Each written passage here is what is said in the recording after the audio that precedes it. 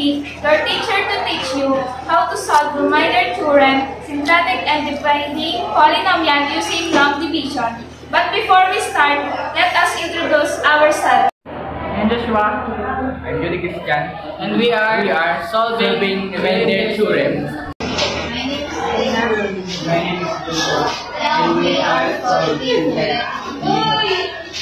My name is Carmen. And my name is Ray. And we are solving long division. Today, guys, I'm teacher Julie. I teach you to solve remainder theorem. X cubed, negative 2, x squared, negative 5, x plus 6. And open parenthesis, x plus 2 equals 0. And x negative 2 because ililiban natin eh. Kaya na negative 2 kasi positive siya. Nandito yung kaibigan.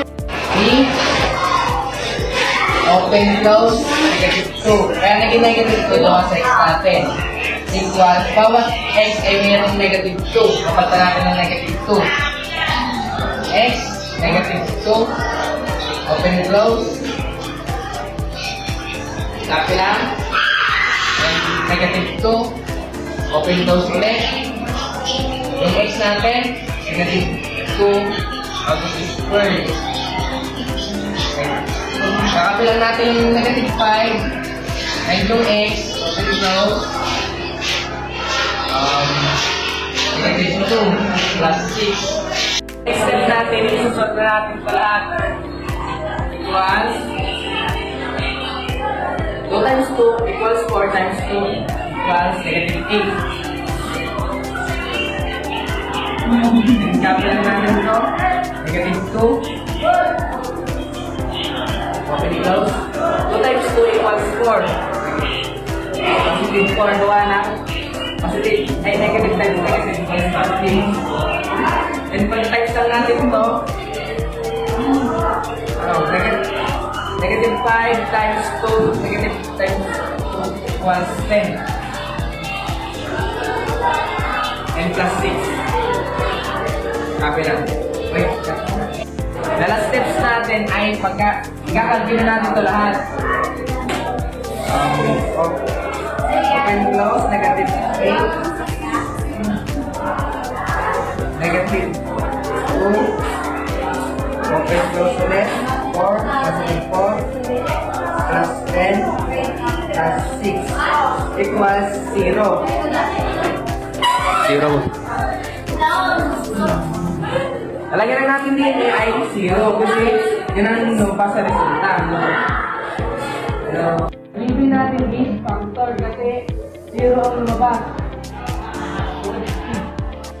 Hey everyone, ako nga pala si Teacher Joshua. Ngayon, itutulong ko sa inyo ang remainder theorem. So ngayon, ito ang aking given. X cubed, negative 4x squared plus 5x negative 2 divided by x negative 3. Open parenthesis, x negative 3 close parenthesis equals 0. So ngayon, itatranspose po natin yung negative 3 magiging positive 3. 1 naman po natin ay 3. At yung x magiging 3. 3x 3 cubes minus 4 3 squared plus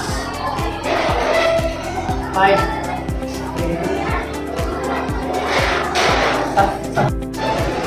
3 times 3 times 3 equals 27.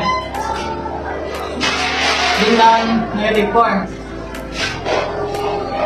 3 times 3 equals 9. Kapil lang yung natira.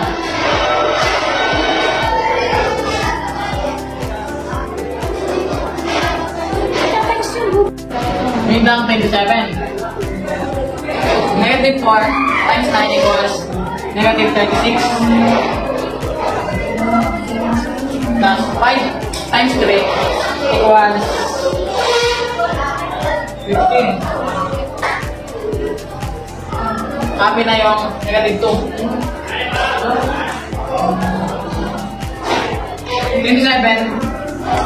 minus 26 equals negative 9. 15 minus 2 equals 13. Negative 9 plus 13 equals 4. This is non-factor because answer is 4. I-check po natin kung tama.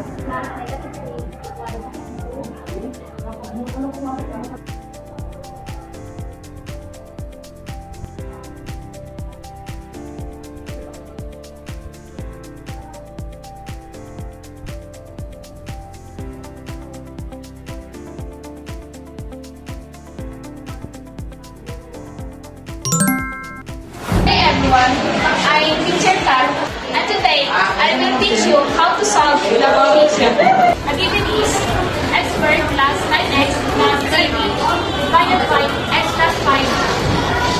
X divided by x squared is equal to x. X times x is equal to x squared. And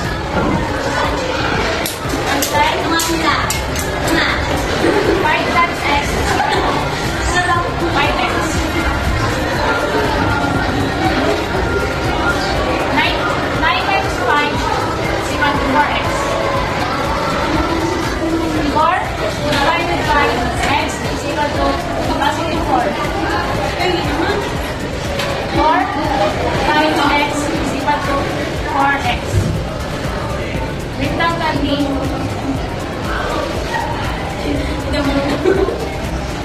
5 times 4 is equal to 20.